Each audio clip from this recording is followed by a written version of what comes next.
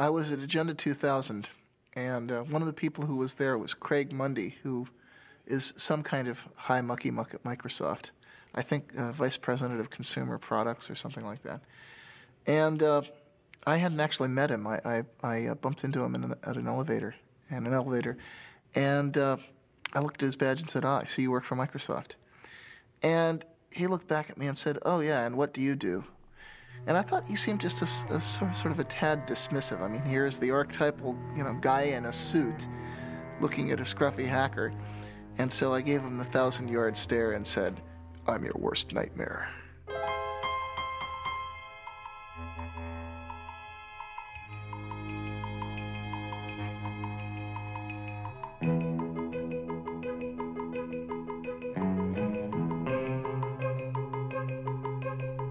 For most of its short but colorful history, the computer industry has been dominated by the Windows operating system. But that could soon change, as Windows faces a strong challenge from Linux.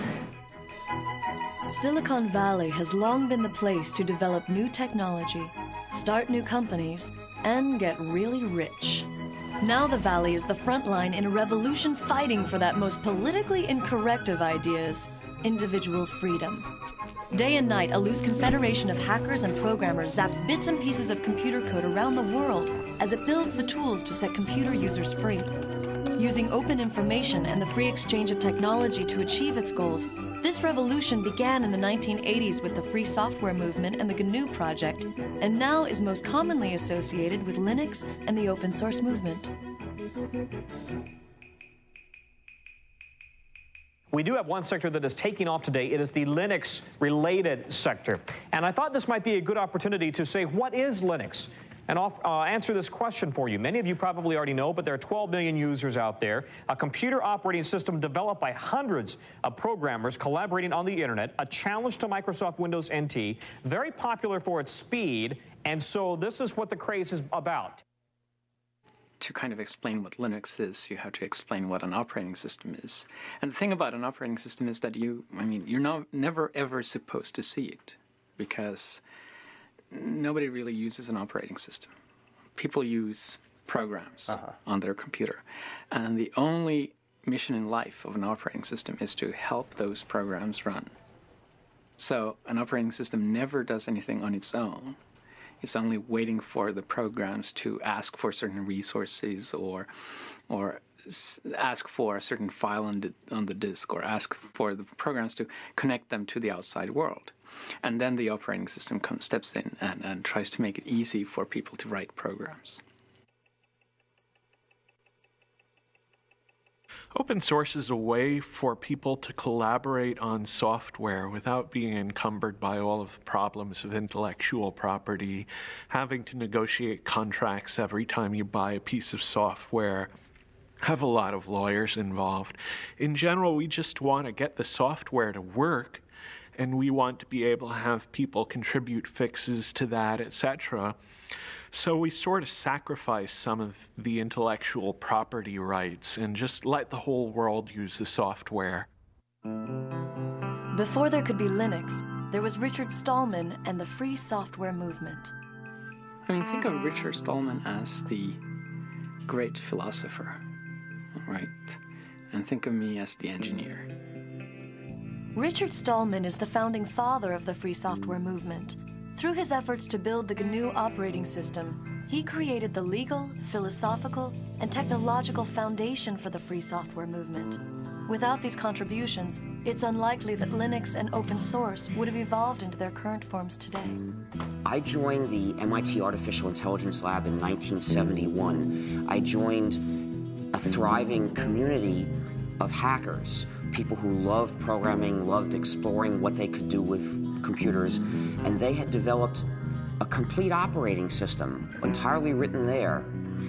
And I became one of the team that continued to improve the operating system, adding new capabilities. That was my job, and I loved it. We all loved it. That's why we were doing it. And we called our system the incompatible time-sharing system, which is an example of the playful spirit which defines a hacker. Hackers are people who enjoy playful cleverness.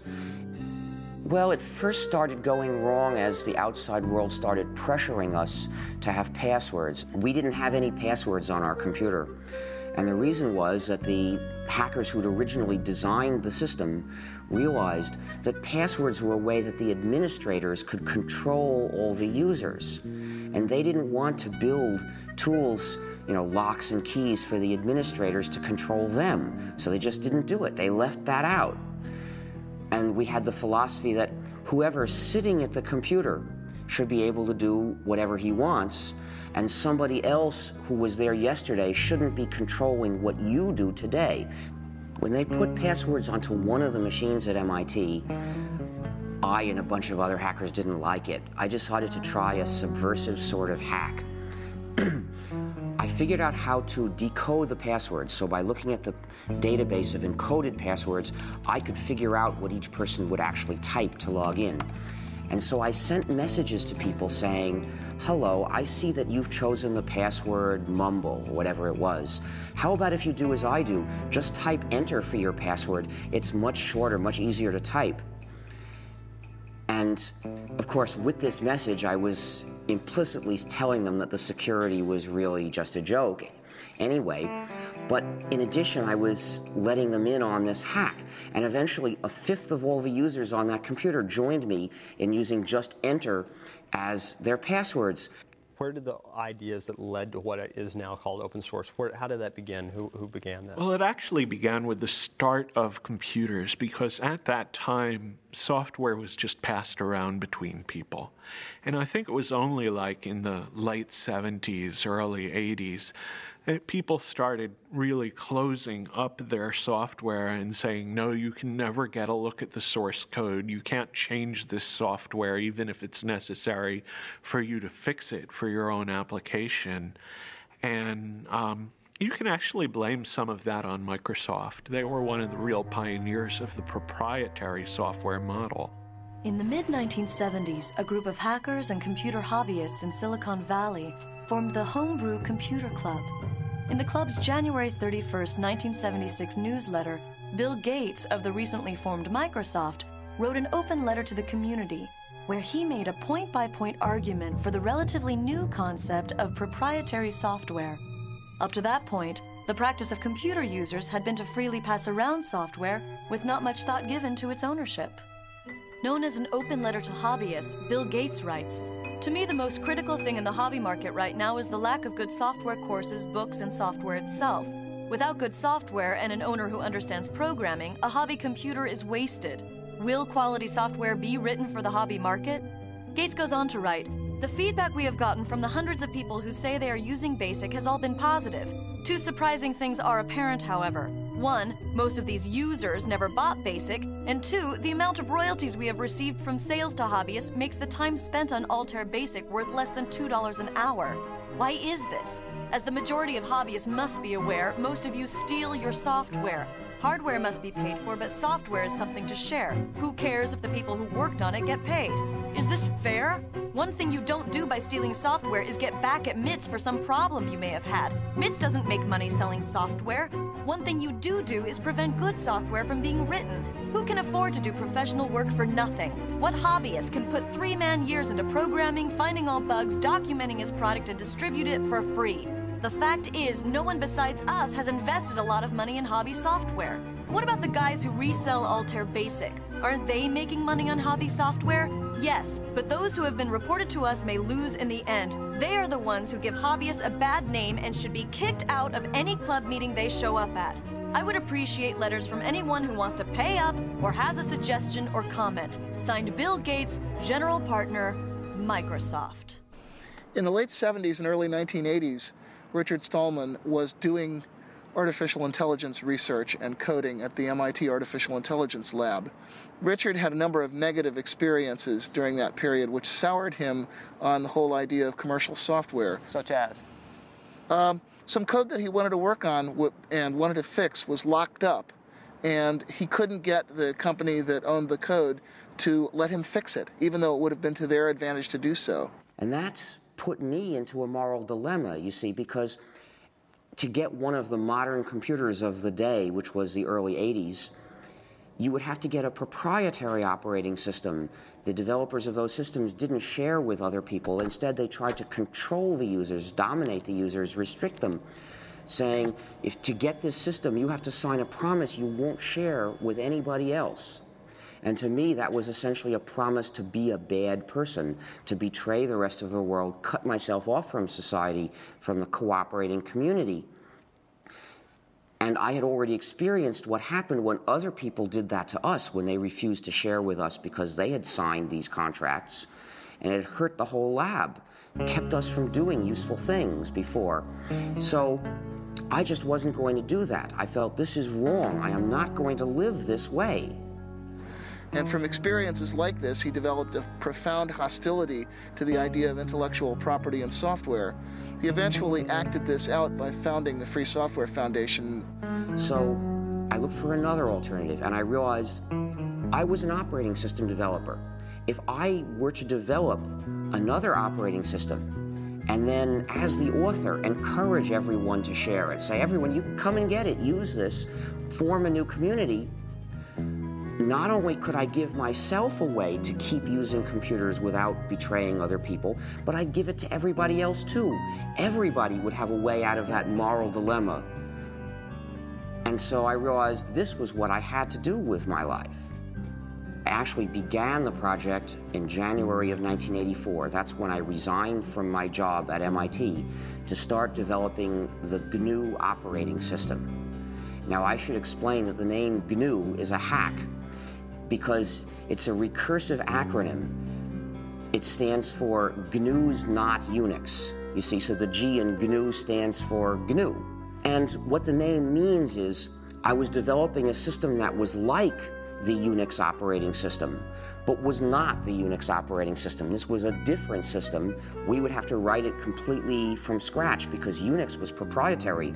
We were forbidden to share Unix. We couldn't use Unix. It was useless for a community. So we had to write a replacement for it. Throughout the 1980s, as Richard Stallman was building the GNU project, computer scientists from the University of California at Berkeley were developing their own free operating system. Known as Berkeley Unix, or BSD, it was based upon the Unix kernel which had been licensed from AT&T. However, due to legal problems with AT&T and fragmentation of the source code, hackers and other non-institutional users were slow to adopt it. Well, Unix consisted of a large number of separate programs that communicated with each other. So we just had to replace these programs one by one. So what I started doing was writing a replacement for one program, and then another, and then another, and then people started joining me because I published an announcement inviting other people to join me to help write these programs. And by around 1991, we had replaced practically all of them. What were some of the programs that you Well, we had to have a complete system, you need to have a kernel, which is the program that allocates resources to all the other programs. You need a compiler, which translates a program from readable source code that programmers can understand into numbers, mysterious numbers that the computer can actually run. You need other programs that go with the compiler to help do this job. You need a debugger, you need a text editor, you need text formatter, you need mailers, you need lots and lots of things. There are hundreds of programs in a Unix-like operating system. I saw Stallman's announcement. Actually, I met him in February of 1987. He came to give a 5-day tutorial on Emacs at our company. And during the day, he would explain new ways to think about Emacs and ways to extend and enhance it and to use the Emacs source code for better or worse. But in the evening, he was busily working on this compiler, and he had not yet released it to the public, so he was being a little bit careful about who got to see the source code. But I was very eager, and when he first announced it in June, I downloaded it immediately. I played with it. I got some pointers from him, and when I sent the source code back to him, he was very actually amazed at how quickly I was able to ramp up on his technology. Whenever we worked on something at Stanford or in the university, we would get, mostly at the time we were working off of machines from Digital Equipment or Sun, mostly Sun. Whenever we would get a Sun machine, the first thing we would do is we would spend literally days downloading GNU free software from the internet, building it and installing it on that Sun machine. The crucial thing about GNU is that it's free software. Now, free software refers not to price, but to freedom. So think of free speech, not free beer. The freedoms that I'm talking about are the freedoms to make changes if you want to, or hire somebody else to make changes for you if you're using the software for your business, to redistribute copies, to share with other people, and to make improvements and publish them so that other people can get the benefit of them too. Now, those are the freedoms that distinguish free software from non-free software. These are the freedoms that enable people to form a community. If you don't have all these freedoms, you're being divided and dominated by somebody. My first experience contributing to free software came in late 1989, early 1990. I was working as a graduate student at Stanford University on computer-aided design tools. One of the pieces I needed was a tool called a parser generator. Well, the Free Software Foundation under Richard Stallman had created a great tool called Bison. I needed a tool that worked with C++. Bison worked with C. I modified Bison to create something called Bison++. And it was a tremendous feeling of empowerment to be able to take a piece of software that was available and create what you needed in a very short piece of time by modifying it. I put it back on the internet, and I was amazed at the number of people that picked it up and started using it. In fact, I remember going to job interviews. I at various times considered just going out and getting a job, and I had gone to a job interview, and I was talking with one of the people, and I started asking them about what tools they used, and they said, gee, we use Bison++, and I said, oh, I'm the author of Bison++. Free software generally does have a copyright, it does have an owner, and it has a license. It is not public domain. If we put the software in the public domain, somebody else would be able to make a little bit of changes and turn that into a proprietary software package, which means that the users would be running our software, but they wouldn't have freedom to cooperate and share. To prevent that, we use a technique called copyleft. The idea of copyleft is that it's copyright flipped over. And what we do is we say, this software is copyrighted, and we, the authors, give you permission to redistribute copies. So we give you permission to change it. We give you permission to add to it. But when you redistribute it, it has to be under these terms, no more and no less, so that whoever gets it from you also gets the freedom to cooperate with other people if he wants to. And then in this way, everywhere the software goes, the freedom goes too, and it becomes an inalienable right to cooperate with other people and form a community. And so what is that, the license? What is that? Well, copyleft being a general idea, in order to use it, you have to have a specific example. And the specific example we use for most GNU software packages is the GNU General Public License, a particular document in legalese which accomplishes this job. A lot of other people use that same license. For example, Linus Torvalds uses that license for Linux as well. Well, the license I use is the GNU General Public License. That's the one that Richard Stallman wrote, and I think it's a really astounding contribution. It's one of the few software licenses that was written from the standpoint of the community rather than from the standpoint of protecting a company or, as is the case with the MIT and the BSD license, performing the goals of a government grant program. And the GPL is really unique in that it's not just a license, it's a whole philosophy that I think motivated the open source definition. I don't hide that a lot of what I do came from Stallman. A crucial step in the growth of GNU, Linux, and the free software movement was the creation of businesses based upon the software and philosophy. Ground zero for the beginning of the business phase was the Electronics Research Lab at Stanford University. Known as ERL, the lab was the place where the first GNU and Linux businesses found their inspiration. So right here is where ERL was.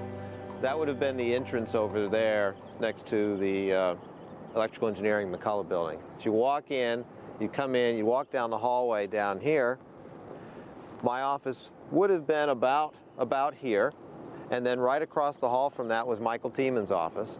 Michael Tieman took and started a company, Cygnus Software, but the idea was to sell consulting and services around the GNU free software. And, well, Michael's done very well with Cygnus. Well, I spent a lot of time working out how we were going to make money, and in the original GNU Manifesto, which is the last chapter of the GNU Emacs manual, Stallman proposed a number of different possible ways to make money. From the beginning of the free software movement, I've had the idea that there's room in it for business to be done.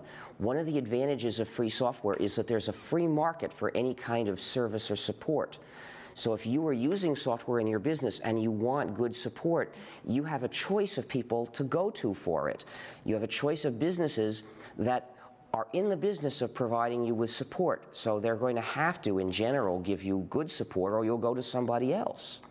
With proprietary software, support is a monopoly. There's one company, typically, that has the source code, and only they can give you support. So typically, you're at the mercy of a monopoly. That's the case, for example, with Microsoft. So no wonder the support is so bad. The benefits of free software were tremendous, but the cost of supporting it internally made managers very, very nervous. And so the fundamental idea I had was, if we could build a model that could deliver 2 to 4 times of support and hand-holding capability that an internal engineer could provide, and we could do it at 1/2 to 1/4 of the cost, that would meet the test of whether or not people would actually buy. And by about the fall of that year, we had all of the things worked out about who we needed on the technical team, what the terms of the sale would be, what the key price points were, and we actually received our incorporation in November of 1989. One of the most difficult things in starting our company was actually finding a name for it. I explained this to one of my friends. We were having difficulty, and he returned an email message that basically just had a bunch of words with the name GNU in it. And Cygnus was the one that looked least obnoxious and least obscene. I can say very clearly that Cygnus was the first business that specialized in free software. Cygnus supported free software, filled a very essential niche because we had this great software. You could get it for nothing, but you couldn't get support, and they made their money by charging for support. The GNU project started by building a toolkit of basic development tools such as a C compiler, a debugger, a text editor, and other necessary apparatus. And their intention was eventually to develop a kernel to sit underneath those and be the center of the operating system. By about 1990, they had successfully developed that toolkit, and it was in wide use on a great many variants of Unix, but there was still no free kernel. The kernel happened to be one of the last things we started to do, and we had started it not long before. And that's when Linus Torvalds came along. Linus or Linus? What's your preferred pronunciation? When I speak Swedish, it's Linus. When I speak Finnish, it's Linus. When I speak English, it's Linus. And I really don't care how people pronounce my name. But Linux is always Linux. He developed a kernel and got it working faster than we got ours working, and got it to work very nicely and solidly. His kernel is called Linux. The initial goal was my very personal goal, to be able to run a similar environment on my computer that I had grown used to at the university computers. And I could not find anything that suited me for that, right? So having been doing computers for all my life, basically, at that point I just decided that I'll do my own. Most of the inspiration early on came from Sun OS, which was what I was using at the university at the time. Which university? University of Helsinki in Finland. From 1991 to about 1993 was really, I guess, the infancy period of Linux. That was when it was still only alpha or beta quality. It was relatively unstable, although even then it was a good deal more stable than a lot of what are now called production operating systems. Linus used the traditional tried and true method of writing one program that does the job, and he got it to work quickly, in fact, faster than I would have thought was possible. term for it is monolithic, which means that basically the OS itself is one entity, indivisible, while in a microkernel, the operating system kernel is actually just a collection of servers that do different things, and then they have a common protocol for doing communication between themselves. So why is it that if the GNU project had so much lead time, so to speak, doing this, why is it that he was able to kind of come in at the tail end, well, so to speak? We actually started the GNU herd not long before he started Linux.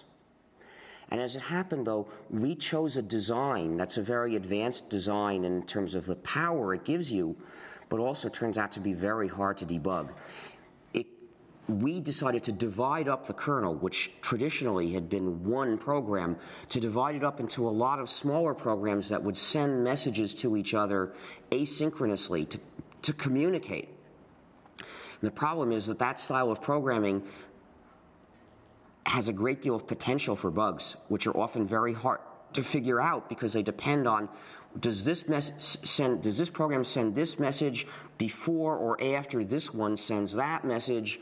And the result was, it took us years to get the thing to work. What is Linux's relationship to the GNU project? Well, there's relationships to GNU on kind of multiple levels. One is just a philosophical level of thinking that making your source open is a good idea. When Linus developed the kernel, he wasn't doing it for the GNU project. He did it independently. And he released it independently, and we didn't know about it. But some of the people who did know about it decided to look for what else they could find to put together with that kernel to make a whole system. And they looked around, and lo and behold, everything they needed was already available. What good fortune, they thought, but actually there was no chance about it. They had found all the pieces of the GNU system, which was missing just the kernel. So when they put all that together, really they were fitting Linux into the gap in the GNU system, but they didn't know that. There's a lot of these programs done by the Free Software Foundation and done by other people like Linux, and there's a symbiosis between Linux and the programs, so that the programs run on Linux and at the same time, and they take advantage of Linux as a platform, while Linux takes advantage of the programs by just being able to use them. What programs? For the main one is actually the GNU C compiler, which without a C compiler it would not have been possible to make Linux or most of the open programs available. Linux uses the GPL, and I agree with the kind of philosophy behind the GPL. That said, the GPL itself is not a very pretty document, which is probably just because no lawyers can ever be very pretty.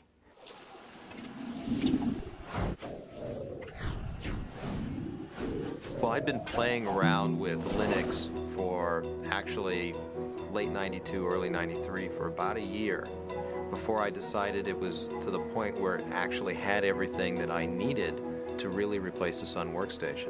And I was looking for a way to have a Unix workstation at home.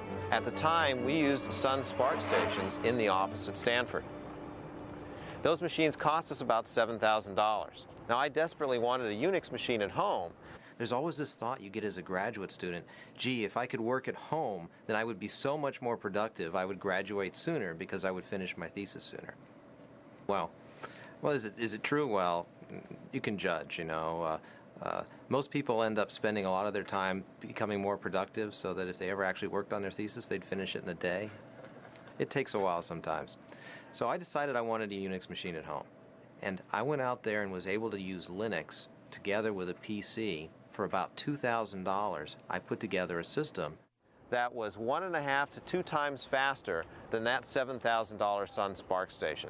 That was absolutely amazing. I had 1.5 to 2 times the speed at 1/3 to 1/4 the price. Light bulbs went off. I knew there was an opportunity here. This was a chance to really do something better than what Sun has done around open source. and Linux? I called it Linux originally as a working name, and that was just because Linus, and the X has to be there. It's Unix. I mean, it's like a law. And what happened was that I initially thought that I can't call it Linux publicly because it's just too egotistical, and that was before I had a big ego, right? They thought they were taking a whole bunch of components and putting them around Linux. So they ended up calling the whole thing a Linux system, and somehow that term caught on, and the result is there are now 10 million people using this variant of the GNU system, the GNU/Linux operating system, and most of them don't know it. Some people advocate that it be described as GNU/Linux. I mean, what's your thought on that? Is that justified, or? Well, I think it's justified, but it's justified if you actually make a GNU distribution of Linux. The same way that I think that Red Hat Linux is fine, or SUSE Linux, or Debian Linux. Because if you actually make your own distribution of Linux, you get to name the thing. But calling Linux in general GNU Linux, I think, is just ridiculous. I got involved in Fall '93 because I was sent a copy of the first CD-ROM commercial Linux distribution, which was called Yggdrasil. It was produced by Adam Richter. And I got a copy because I had been myself writing free software for a long time, since the early 80s. I was actually one of the early GNU contributors myself. And I was absolutely astonished. I was completely astonished because I'd been a software engineer for nearly 15 years at that point. And according to all the rules I knew about controlling complexity, keeping your project groups small, having closely managed objectives, Linux should have been a disaster, and it wasn't. Instead, it was something wonderful, and I was determined to figure out how they were getting away with that. In order for Linux to grow beyond the world of the computer programmer, it needed a use, an application that made it a must-have technology. That threshold was crossed with the development of a program that made complex websites possible. That program is the Apache web server. The killer app of Linux was undoubtedly the Apache web server. If you look at the history of Linux, the adoption curve of Linux and the adoption curve of the internet exactly track each other. 1993, which was when the Apache web server project really got started, was also the beginnings of the popular ISP explosion, when the internet first became a mass market commodity and the idea of web-based electronic commerce and mass communication became real. I think it was one of the first applications that caused people to go, wow, if I install Linux, I get some tangible benefit from doing so, right? I mean, clearly there were a lot of interesting applications on Linux at the time, this being maybe 2 or 3 years ago when this thing really started to take off. But there wasn't a driving, you could almost say business case for someone to use Linux versus using NT until, I think, Apache. And a lot of the things that plugged into Apache and enhanced Apache. I mean, when you went to go out and build a server farm, it was much more cost-effective, real dollar terms, to build it on Linux and Apache than it was to build it on IIS and NT, even if it meant that you had to spend a little bit of money to train your staff to learn how to use that or to find people who were knowledgeable. But the good news was that that knowledge wasn't very expensive because there are all these college students out there who had been using Linux for a long time and were very familiar with it. If you look at the trend curves in web servers, Apache has steadily been gaining in market share ever since. It's up to something like 66% now. It's steadily clobbered all of the closed source competition. And that's because it's more reliable, it's more flexible, it's more extensible. It does what webmasters actually need. And the combination of Apache and Linux found its way into a great many commercial shops. Essentially, Apache became the application that motivated internet service providers and e-commerce companies to choose Linux over Microsoft's Windows. It would probably run best on Linux and on FreeBSD. And the reason is the communities around those operating systems are also the communities that contribute the most back to Apache, right? And they were also the operating systems that internet service providers started using very heavily as well. And internet service providers really liked Apache because it allowed them to do a lot of different things that some of the commercial web servers didn't, such as the ability to host more than one website on a single box, which clearly if you're an ISP and you have 40,000 users and they all want their own website is going to be pretty important to you. One of the key factors in the growth of Linux was the creation of companies that specialized in the distribution and support of the operating system itself. Among these companies, Red Hat Software is the best known. Red Hat started as a product of Mark Ewing. While he was working at IBM, he wanted a little better Linux distribution. He started playing around. Found out he spent more time maintaining his Linux distribution than he did working on his new project. So he sort of started the distribution itself. He met up with Bob Young, who at the time was running a company called ACC Bookstore, which was a mail-order PC Unix catalog. And Bob kind of knew he wanted something, more his own to market rather than reselling other people's products, and he was fairly good at marketing, and Mark knew he needed some marketing help because he was fairly good at the technical part, so they kind of got together. I started working with Red Hat in May of 1995, basically right out of NC State, along with Eric Trowan, who me and him combined make up employees number 4 and 5. And we actually reported to work at an apartment that Mark Ewing used to live in. We took it over as kind of the development part of Red Hat Software, and stayed that way till about November of 1995 when a toilet we had in the apartment kind of exploded, flooded our downstairs neighbor, and she got a little upset, and the apartment folks found out we were running a business there instead of actually living there at the same time, so they decided to throw us out. So at that point we had about a week to go find our first office, which we did, and get ourselves moved in a hurry. So.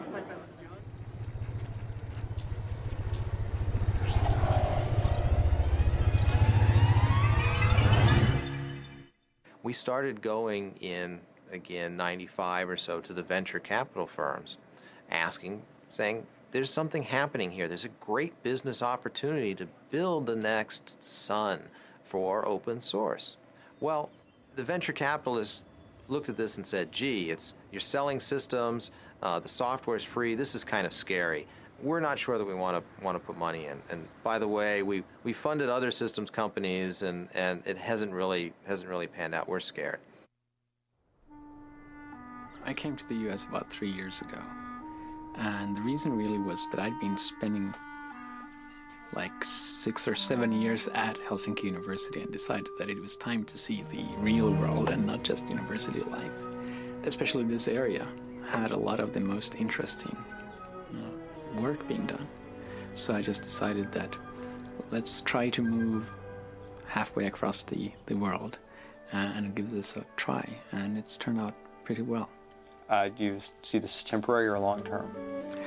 Well, we saw it as temporary at first, and I think it's certainly looking like it's turning long-term.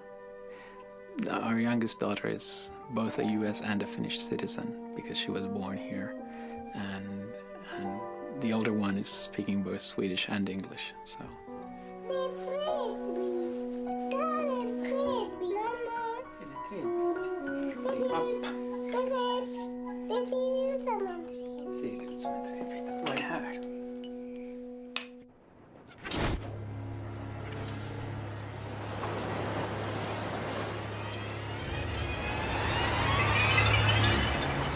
The next major event was one that I had a direct hand in.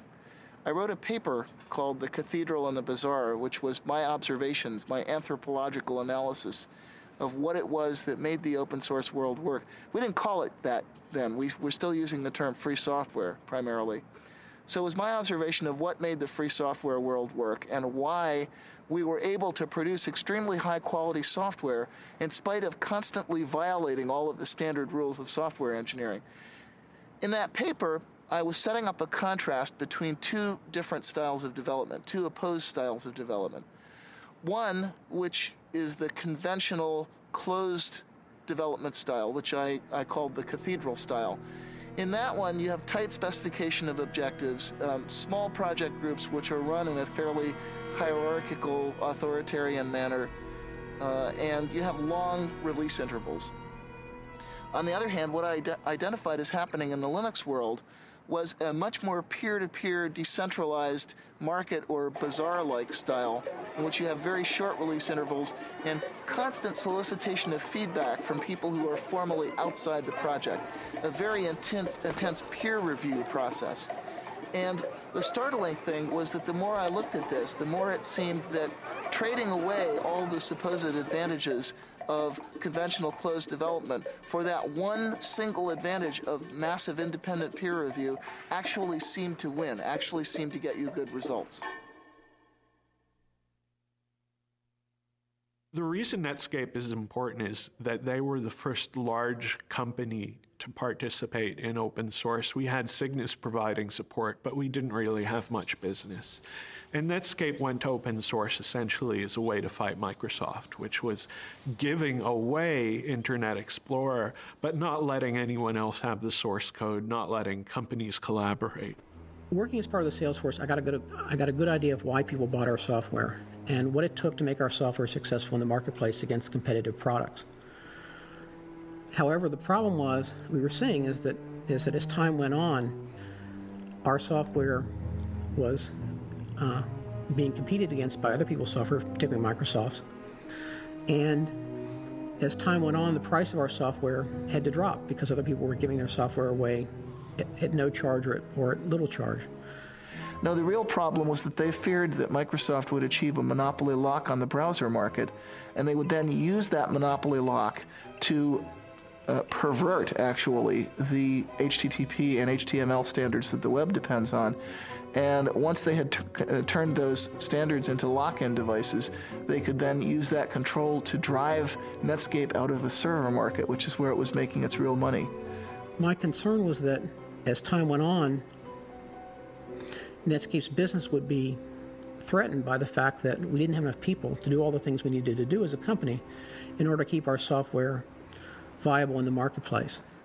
The Netscape release happened in early 1998, and I was told later, I had no idea at the time, that it came about as a direct result of the right people having read The Cathedral and the Bazaar. The Cathedral and the Bazaar, the paper by Eric Raymond, was a significant influence on Netscape's decision to release source code. Came as a complete shock to me. I wasn't really ready for the thought that I was changing the world, even by accident. However, it was not by any means the only influence on that decision, and not necessarily the most important one when all is said and done. As I said, Netscape had already been talking about releasing source code for quite some time before anybody had ever heard of Eric's paper. Linux Congress in early 1997, which was the first place that I gave that paper. And one of the people who heard it was Tim O'Reilly of O'Reilly Associates. And he thought it was pretty intriguing. And he asked me to give it at his first Perl conference, which was later that year in fall of 97.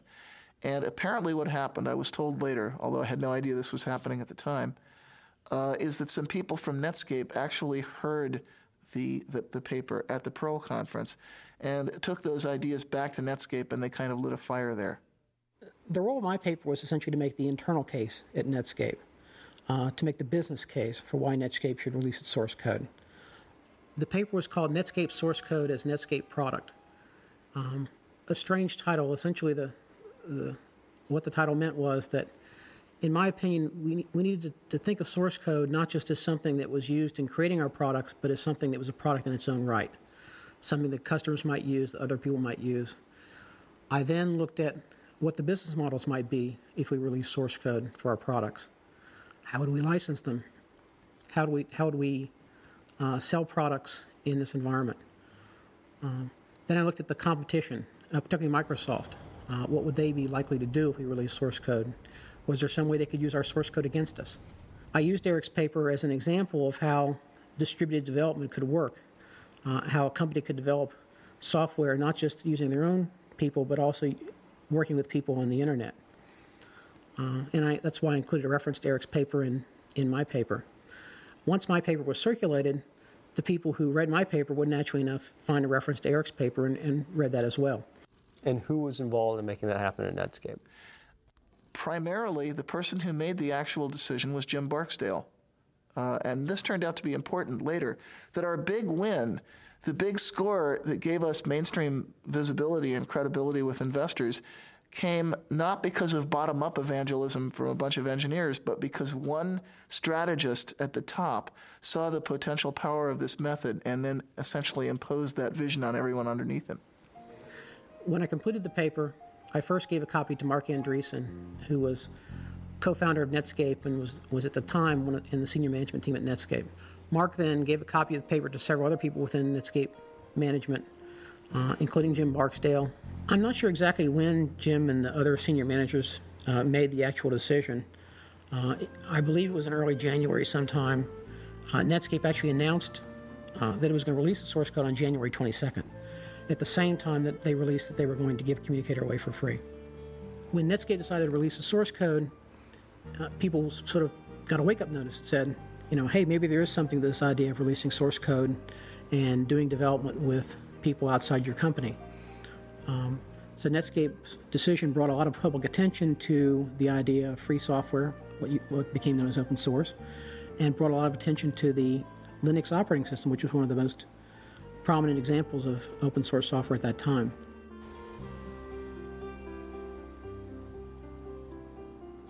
This is our first office, Mountain View, California. We moved here in early 1995. This is 4,000 square feet. It was an incredible leap of faith for us to move out and take the company to our own office. Now, what's really important about this place is that this is the office where the term open source was invented. If you walk into an executive's office and you say, free software, okay, if you're lucky, the response you'll get is something like, free software must be cheap, shoddy, worthless.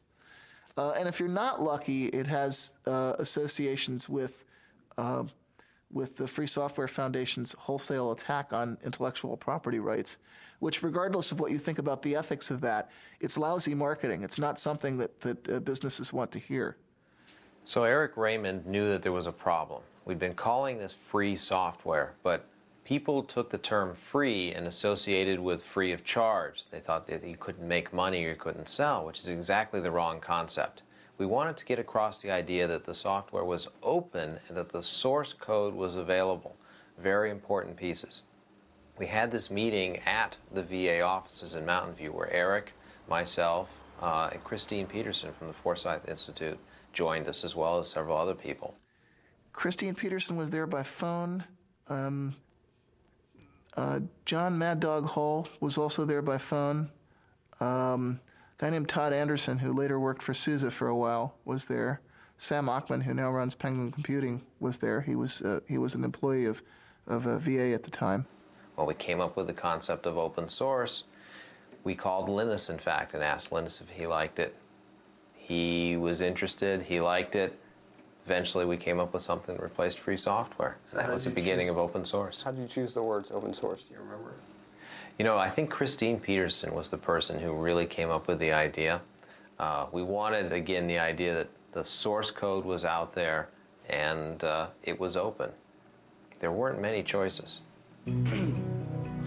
Well, since the first three recipients have spoken for the open source movement, I think I should speak about the free software movement. The open source movement focuses on practical advantages that you can get by having a community of users who can cooperate on interchanging and improving software. I agree completely with the points they make about that.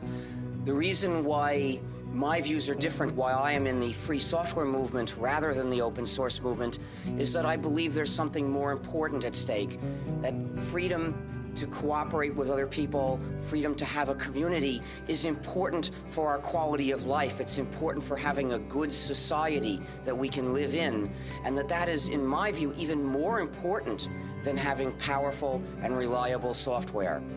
But I think some of the people in the free software camp are a little scared by the commercialization. And, you know, of course, a rebel is put off by success. I think that commercialization is very important. We want to mainstream this software. And I work with Richard Stallman, who's the gray-haired man of free software, on a regular basis, and I don't feel I have any philosophical differences. Me as author of the open source definition, and he is originator of free software as an organized thing, except for one thing. Richard wants all software to be free, and I think that free software and non-free software should coexist. That's the only difference we have.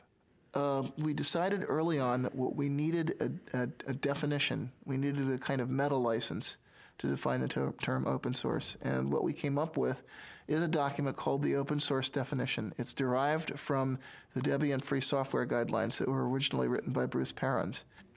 I had written the original draft of that, discussed it for a month with the Debian developers. Debian is a Linux distribution, and made it their project policy. And Eric and I decided to relabel what we'd written for Debian as the open source definition, and to say open source is software that gives you a list of 9 rights, which is in the open source definition. The first right is free redistribution. This doesn't mean free as in no price, it means liberty. You have to be free to redistribute your software to someone else, and actually no price is a side effect. You can charge for that redistribution or not. It has to come with source code so that someone can maintain a program. If they go from a PC to a Mac, for example, they can change the software. Derived works have to be possible. If someone has to improve your program, they should be able to distribute the result. There's a provision about integrity of the author's source code, which says that the author can sort of maintain their honor, and if you make a change, you might have to change the name of the program or mark out your change very clearly so that your change doesn't reflect on the author. There's no discrimination against people or groups. The example I usually use is you can't stop an abortion clinic or an anti-abortion activist from using the software. There's no discrimination against fields of endeavor, and that means the software has to be usable in a business as well as in a school. The license has to be distributable. In other words, I have to be able to give that license to someone, and that license then should work if that someone gives it to yet a third person. The license can't be specific to a product. In other words, if I distribute my software on a Red Hat system, the license can't say, you can't distribute this on a SUSE or a Debian system. The license can't contaminate other software. So if I distribute this on a CD with another program, it can't say that other program must be free, otherwise you can't distribute my software. And then the only other part of the open source definition is a list of licenses that were accepted. And the ones that we started with were the GPL, which was actually the example for a lot of what's in the open source definition, the BSD license, because software for BSD system pre-existed Linux.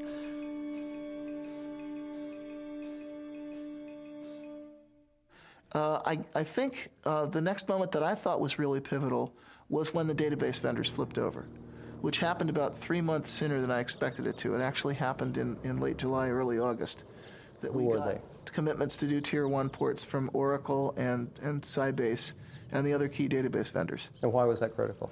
Because we knew that in order for the open source story to be credible, and especially in order for the Linux story to be credible, we'd have to get commitments from independent software vendors to do ports of their applications to these platforms.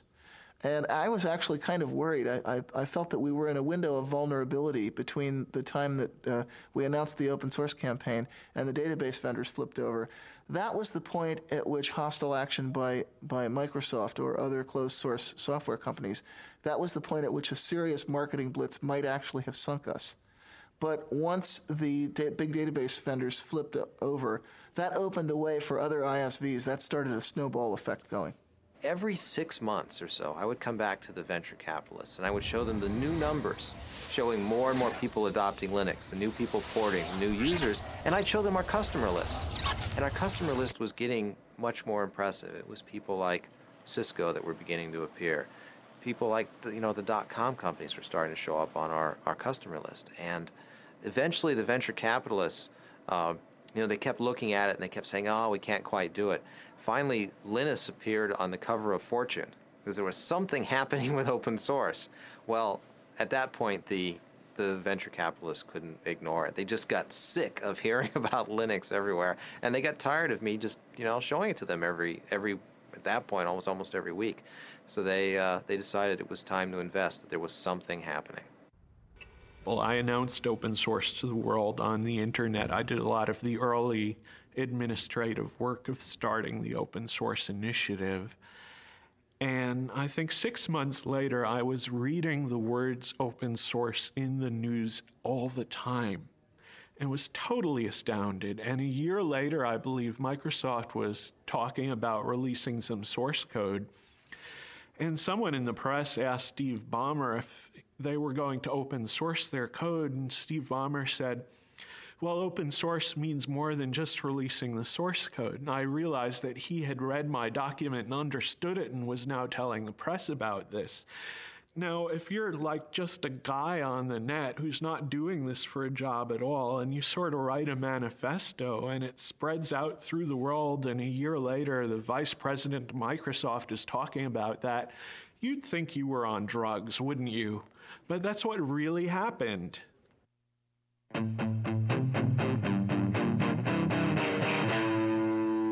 The local user groups tend to be more an issue of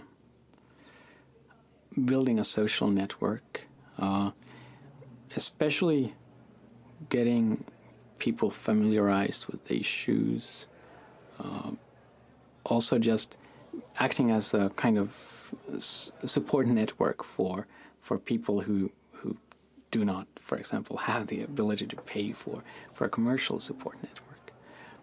So one thing they're doing in this area, for example, is they're making these, I think it's once a month, they're having install fests, which means that people who have problems getting Linux installed on their machine or have some issue, I mean, maybe they've actually installed Linux but want to set up the network in a specific way, can actually bring in their machines to this users group meeting. And there's a lot of people that are willing to help who've maybe seen that problem before.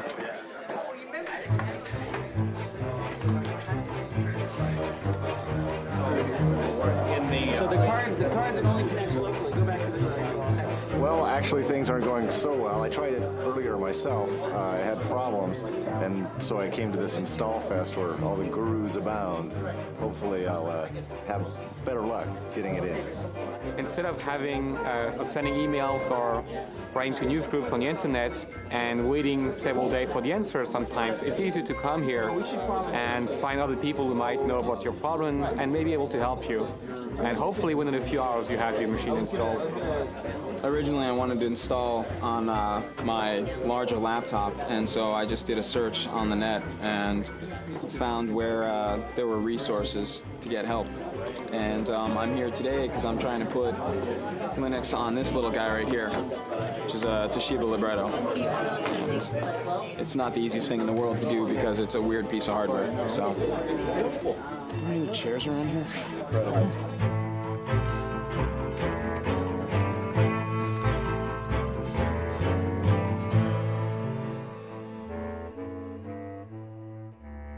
I think the Department of Justice case has made people aware of the fact that you should at least look for alternatives to Microsoft, and maybe Microsoft isn't the American dream after all. And that kind of shift in perception, you can very clearly see that people just took Microsoft for granted. And maybe they're still buying Microsoft, but at least they're kind of more aware of the issue these days. Microsoft actually used Linux as defense. They used Linux to ground a claim that they don't have a monopoly because Linux could essentially push them off their catbird seat at any time. It was a very ingenious argument, totally specious, because it didn't do anything to answer the charge that they had previously engaged in bullying and various anti-competitive practices. But it was clever of them. In an event, the judge didn't buy it.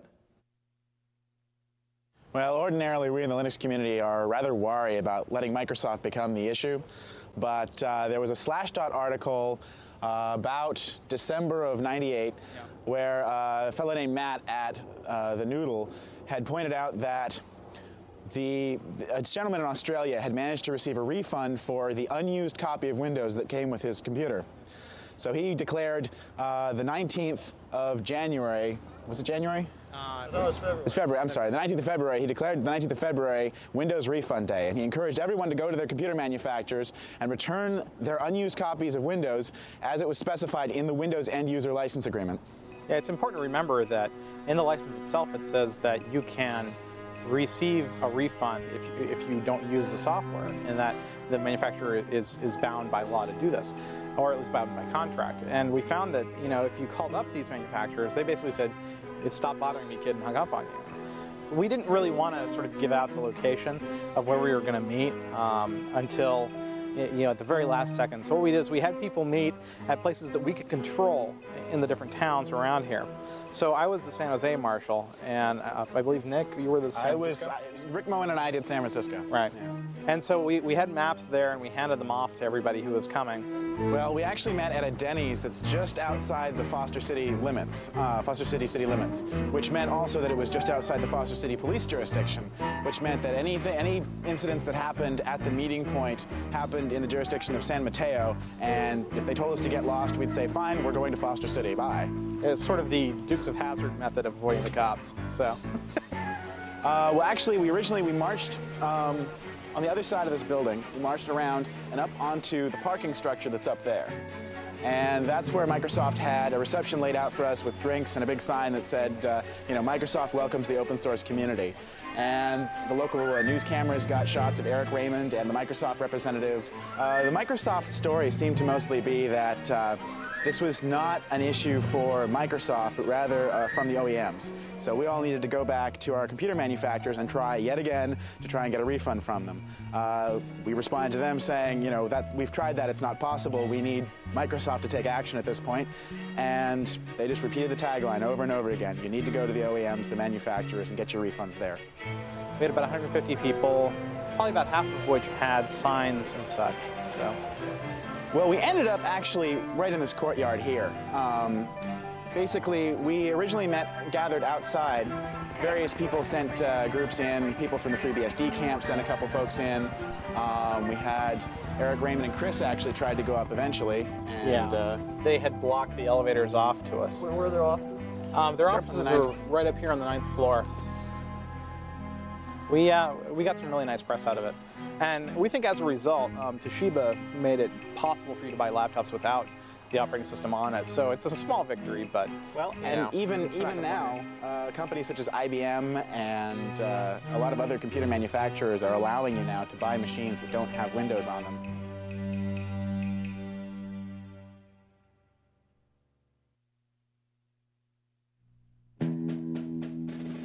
You know, when I was a kid and I went to school, the teachers were trying to teach us to share. They said if you bring some candy, you can't eat it all yourself, you've got to share it with the other kids. But now the administration says teachers should be teaching kids to say yes to licensing. If you bring some software to school, oh no, don't share it. Sharing means you're a pirate. Sharing means you'll be put in jail. That's not the way society should work.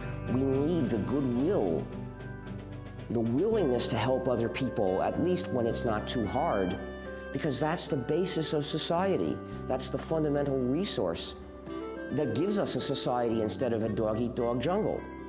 So what about people that say that if you have rampant piracy, it will eliminate the profit motive, and then in the creative works software will not be? Well, they're wrong on both counts. For one thing, people are making a profit from developing free software, but for another, the freedom to have a community is more important.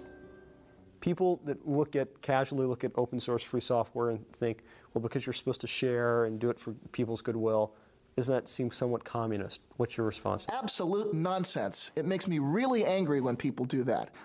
Well, back in 1989, actually, communism would have been a compliment. The word that people were using at that time was crazy. I wanted them to use capitalism. Communism is an ideology that forces people to share. If you don't share, you get thrown in jail or killed. In 1990, we got a visit from a director of an institute in Moscow University. And actually, I saw him in Helsinki just 2 weeks ago. But in any event, he came by, and Richard Stallman had suggested that he visit Cygnus because he was interested in understanding how the free software model might apply to stimulating entrepreneurial innovation in Russia, of all places.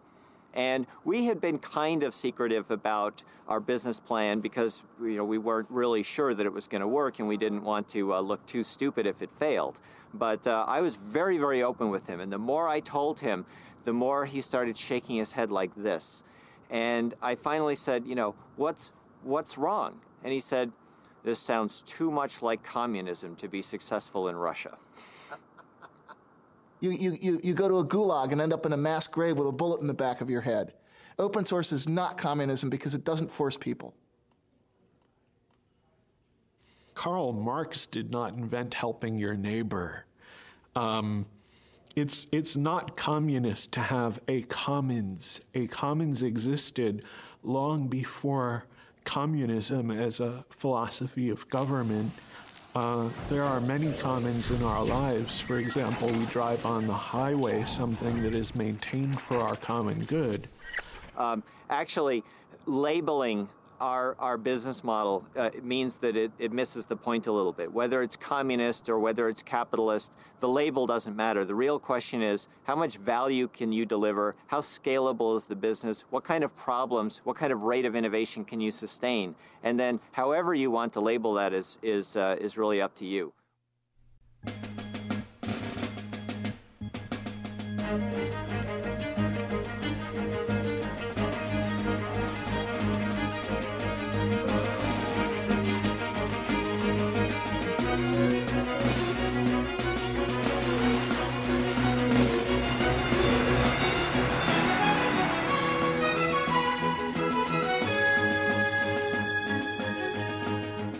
A lot of people described that August Linux World as Linux's coming out party.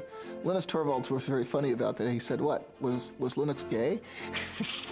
But some people said, yeah, that was our debutante ball. That was when the Linux guys, the hardcore hackers, really got it together with the suits.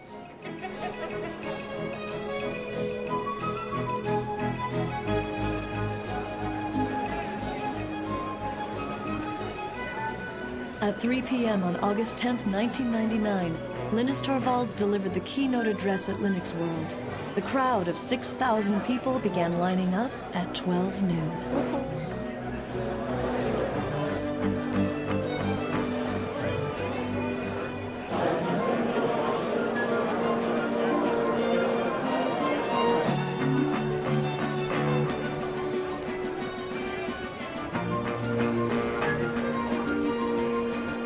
Ladies and gentlemen, please welcome Larry Augustine, Linux World Conference Chair and President and CEO of VA Linux Systems.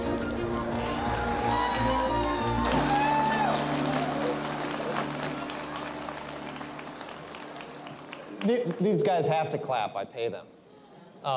Thank you all for being here. It looks like it's been a great show so far. If you'll indulge me for a moment, I'm going to try and avoid the glare of the lights and just I still think there's a lot of people, even though this is the second show, I still think there's a lot of people who don't quite get what it is that's so exciting about Linux. There's this great show going on next door, there's huge exhibits and everything, but it's the people out here that are the real contributors, not those companies. The person on next, I know you all know, so I don't have to give anything in the way of introduction. Ladies and gentlemen, I give you Linus Torvalds. Linus.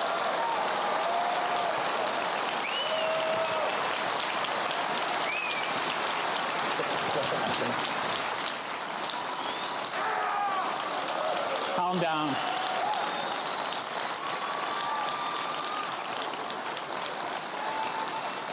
Calm down. Say, ooh. Yes.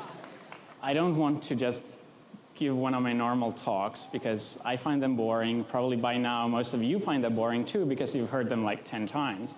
But after the technical update, we'll actually try whether we can do a questions and answers session with 5,000 people or how many of you there are there. And it may not actually work out because one of the 5,000 people is really loud.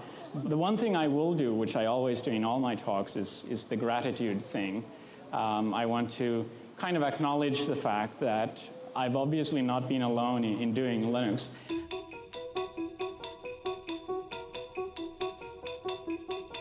Red Hat, up 228%. This is the IPO that everybody was waiting for. They, of course, are behind the Linux operating software. RHAT.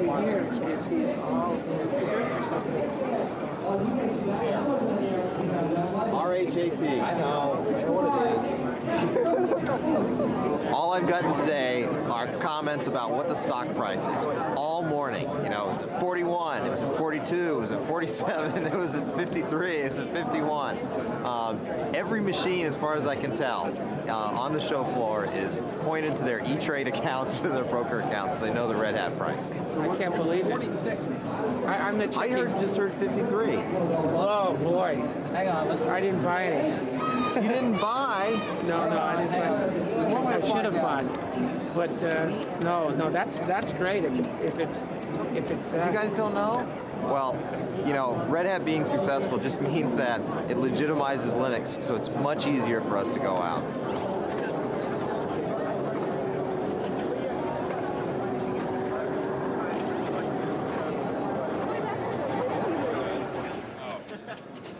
Yeah, our made for digital homoerotic adventure kits. The government confiscated that one. Yeah. It's kind of been a little bit divided, and you've got a lot of people that are pretty hardcore, and they're kind of offended by that, you know, because they've worked really hard and they're not really getting maybe their fair share out of that. Some people do get ticked, and you know the thing that you'd see that on a lot of mailing lists or on Slashdot. You know, you'll read, this guy is really mad because he didn't get a chance to didn't get a chance to get stock from Red Hat. He didn't get a chance to get a job from this other company, you know. But the kind of the shocking secret there is that most of the really hardcore guys, you know, they don't care so much. The guys that are kind of really down in the trenches, they're writing this code because they need this code. If we could invite Richard Stallman, who's the founder of the Free Software Association, and Tim Ney, who's the managing director. There we go. Here it is. Now, Richard, I saw you playing your recorder in Paris at that Linux conference, but I didn't have an audio track. So would you get them to add audio to their video downstream next time? I don't have any control over that. Unfortunately, those things can only be done with non-free software. Okay. All right. We'll give you the award. And before you say a word, we'll have Tim and yourself hold up a little representation of the contribution towards the Free Software Association. So, very ironic things have happened, but nothing to match this. Giving the Linus Torvalds Award to the Free Software Foundation is sort of like giving the Han Solo Award to the Rebel Fleet. You see, some of you may not realize how far that analogy goes. But actually, let me tell you how we got here. See, what happened is, 15 years ago, if you wanted to use a computer, the only way you could do it was with proprietary software that divides and subjugates the users. And most people a lot of people didn't like it, but they saw no alternative. But some of us were determined to make an alternative, and we said, we're going to develop a free operating system, a free software operating system that will give users the chance to have freedom while they use their computers. Now, a lot of people said, well, it's a nice idea, but it's so hard, we'll never get it done, so I don't want to participate. I don't believe you can ever get it done. But luckily, not everybody said that.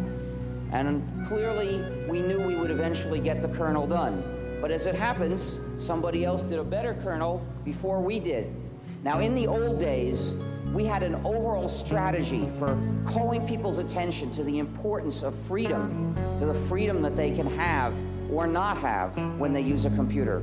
Well, what can we do about it? As far as I can tell, the only workable way of trying to change this and make that strategy work again is to spread the word that the operating system you're using is actually the GNU system, somewhat modified, of course.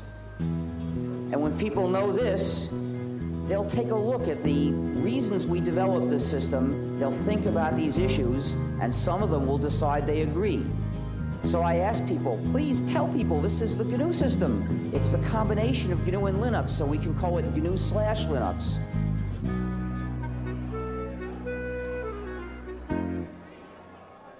So Larry, when you were at Stanford 8, 9 years ago doing your PhD, did you ever think you'd be in this position?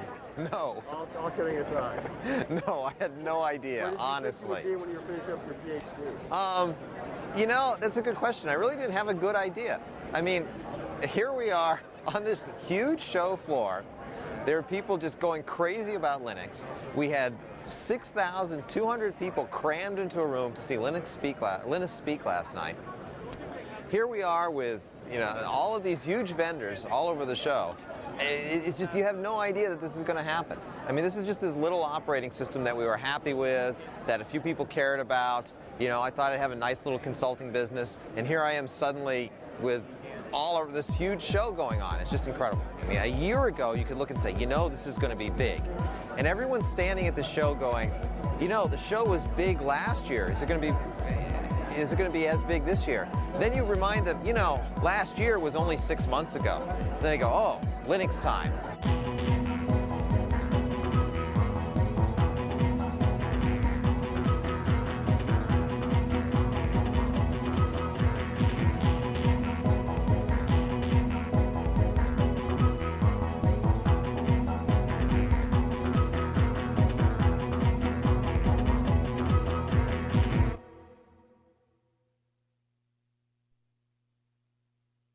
So leading up to the IPO, we had arrived actually in San Diego on Tuesday night. We spent Wednesday morning meeting investors in San Diego. We flew up to San Francisco, spent Wednesday afternoon meeting investment firms in San Francisco. Then on the Thursday morning of the IPO was when our stock would be traded publicly.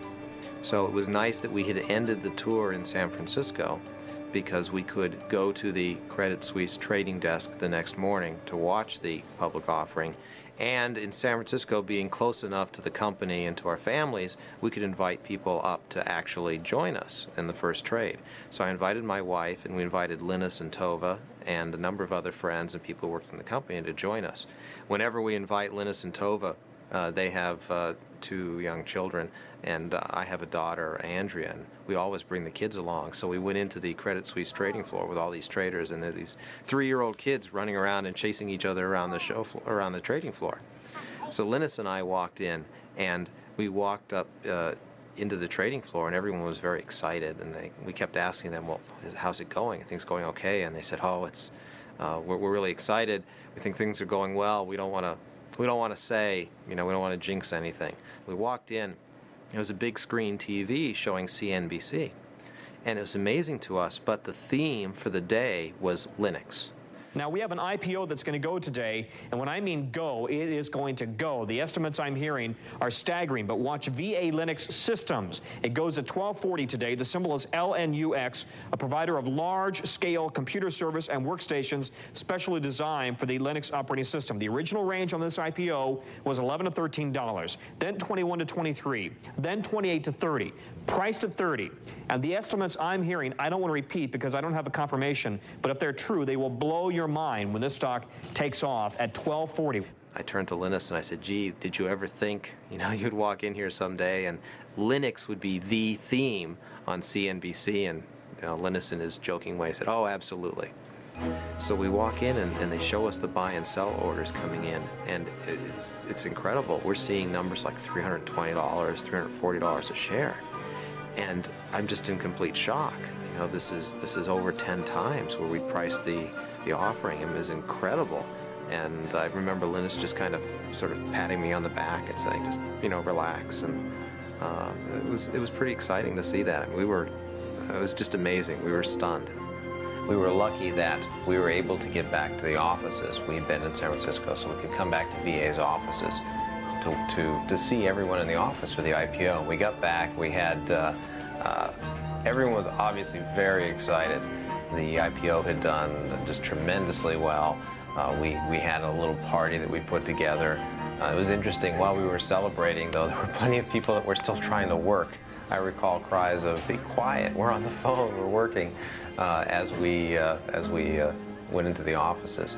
One of the things I did was I gave the roadshow presentation for the employees back at the office so they could have an idea of what we'd been telling investors and understand exactly what we'd put together for them. But again, the story of the day is VA Linux now up 766% to $235 to $265. Sue, the best performing IPO ever. Here it goes. Sycamore Networks was priced at $38, surged to $270. This has just beat it. And by the way, so how do you feel about potentially billions of dollars of wealth being created from your creation, but you're not necessarily directly cashing out? So if I hadn't made Linux available, I mean, I wouldn't have gotten any money that way either. So I mean, it's a win-win situation. Just the fact that there are a lot of commercial companies means that there are a lot of Linux people who used to work on Linux kind of on the side. And now they get paid for doing what they wanted to do. And that helps me in the sense that I wanted them to work on Linux anyway.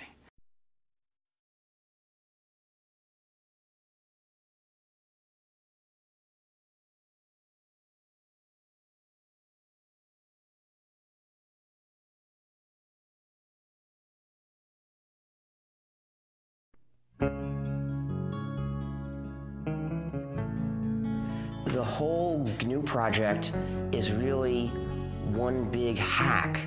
It's one big act of subversive, playful cleverness to change society for the better, because I'm only interested in changing it for the better, but in a clever way. Hi, we're the GNU Stallmans, and this is the free software song. Join us now and share the software. You'll be free, hackers, you'll be free.